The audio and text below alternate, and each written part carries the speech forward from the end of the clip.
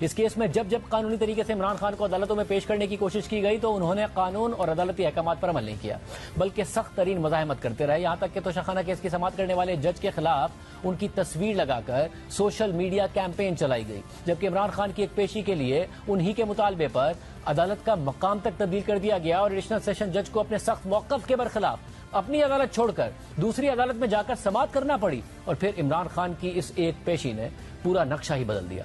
न सिर्फ ये केस वापस काबिल समाअत होने के मरहले पर चला गया, बल्कि इमरान खान को एक लंबी तारीख भी मिल गई थी और अदालत को यकीन दहानी कराने के बावजूद उस पेशी में भी इमरान खान अपने कारकुनों का जत्था साथ लेकर आए थे और कमरा अदालत के अंदर भी नहीं गए थे, बल्कि जज ने गाड़ी में ही उनकी हाजिरी कबूल कर ली थी। और फिर इस दौरान अदालती ऑर्डर शीट भी गुम हो गई थी।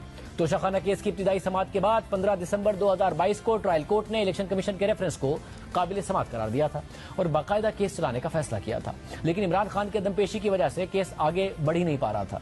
अदालत ने इमरान खान को रवां साल 9 जनवरी को तलब किया, लेकिन वो पेश नहीं हुए। फिर अदालत ने 7 फरवरी को इमरान खान पर फर्द जुर्म आयद करने की तारीख मुकर्रर कर दी, लेकिन इमरान खान फिर गैर हाजिर रहे और फर्द जुर्म की कार्रवाई मौखर हो गई। जिसके बाद सेशन अदालत ने फर्द जुर्म आयद करने के लिए 21 फरवरी की तारीख मुकर्रर कर दी, लेकिन इमरान खान फिर पेश नहीं हुए। अदालत ने फिर रिलीफ दे दिया और समाअत 28 फरवरी तक मुलतवी कर दी।